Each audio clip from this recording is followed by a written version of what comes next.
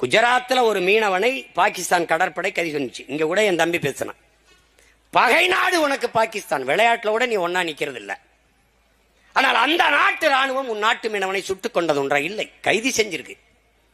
ஒரே ஒரு முறை குஜராத் மீனவனை சுட்டுச்சு, தெரிய ஒரு தவறுதலா துட்டுச்சு. உடனே என்ன பண்றான், படையை பூரா கொண்டு நிறுத்தி எந்த நேரமும் போர் தொடுக்கலாம்ங்கிற பதட்டத்தை உருவாக்குற. ஒரு மீனவனுக்கு நான் 850 மீனவனுக்கு நீ எடுத்த நடவடிக்கை என்ன?